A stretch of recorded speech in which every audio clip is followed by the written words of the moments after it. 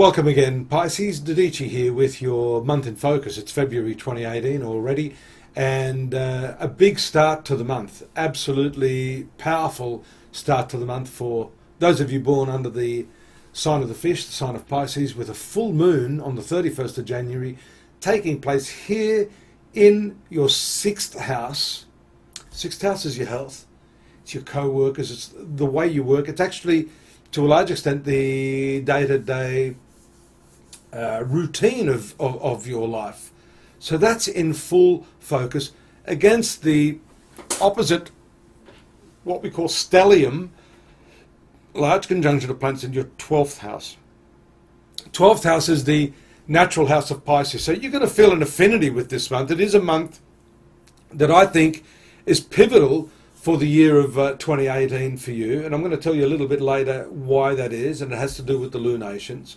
But also take a close look here at one of your best planets, Mars, which co-rules your 9th house and your 2nd house. Strong finance, luck planet, in your 10th house right now.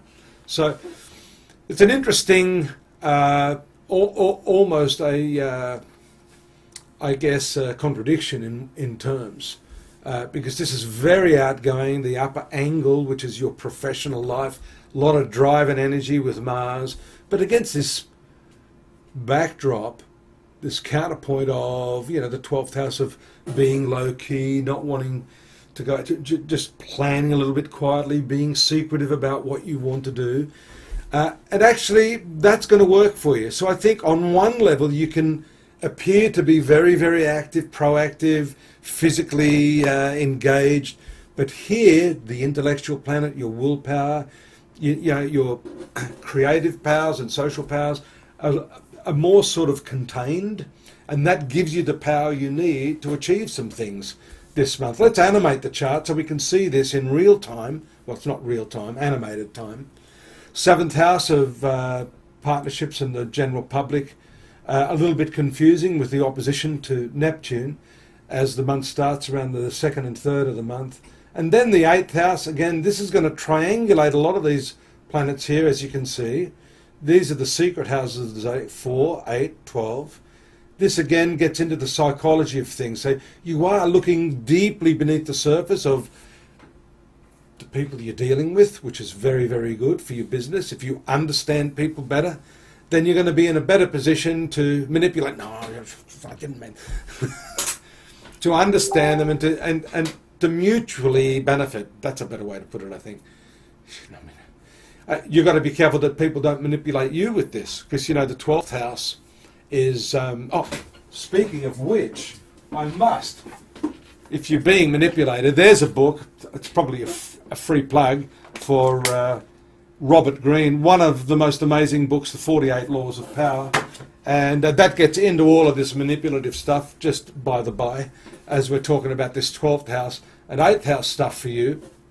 8th house is also shared resources, other people's money, but I'm looking forward to a couple of points. This one here, after the 7th and 8th, when the moon makes its connection with Jupiter, and then moves into sort of a midpoint area here, just as it moves into this latter part of Scorpio, early part of Sagittarius. You're going to have this real drive, and that's where I think that's going to, around the 10th and 11th, you're going to see a shift this month, away from this low-key part of your horoscope into this dynamic, hey everyone, look at me, I've got things to do, places to be. This is a very powerful position. Mars in the 10th house has what we call directional strength. This is considered the southern part of the horoscope, and Mars has strength there. So you can achieve a lot.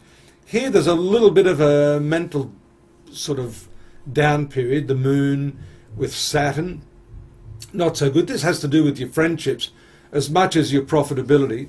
So you need to be a little bit careful how you're dealing with friends and not take anything that they say to heart. Just let it brush off, or it could be something you've said with this dynamic Mars there at the upper part of the chart, dominating the horoscope throughout this month, in contrast to this. Now, this is what I wanted to talk about, and it happens on the 16th. First, the conjunction with the South Node, taking you into your past, giving you a clear insight into what's going on. Also, the South Node is about shedding, it's about attrition, 12th house is also about giving away, generosity, which is, of course, one of your signature traits. But the new moon is what I'm interested in here, because this tells me you are in a position now to reevaluate, recalibrate the way you do give, the way you do share, the way you approach your spirituality and your path to self-actualization, if that's how we can put it. Now, this is simply put, finding your identity in maybe a different way. The sun and the moon has a lot to do with those archetypes.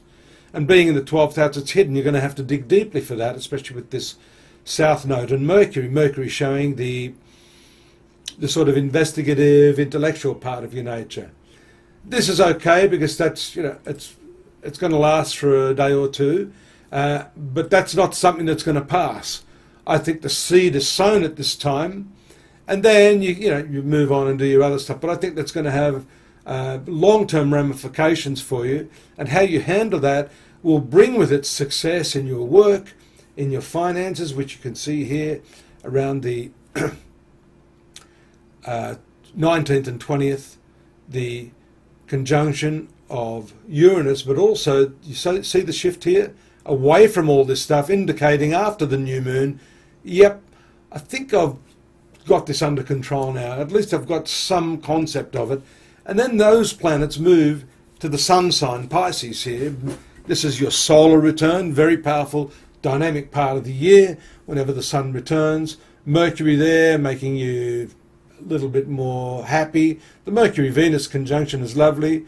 The idealism there, for you, that's not too bad, although you do have a square aspect around this time from Mars in the 10th house.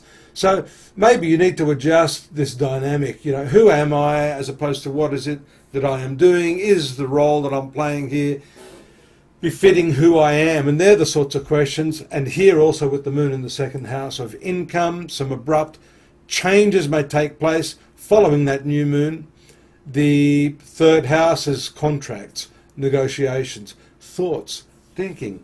Again, these are very, very important transits for you after this new moon. And coming up to the end of the month, a little bit of a hassle there in your 4th house, which is your domestic sphere. Again, these transits move very, very quickly. You've got to just go back there a moment. I can show you how with that Uranus sextile just there, it shows your finances, your problems with family there, which shown by the opposition of Mars, can take a positive turn due to some very quirky ways of thinking through your problems. That's Uranus. 5th house love affairs, triangulating all of these idealistic Venus, Neptune, Mercury planets. And then the end of the month, moving into this final phase, back with the conjunction of the North Node in your 6th house of workplace activities.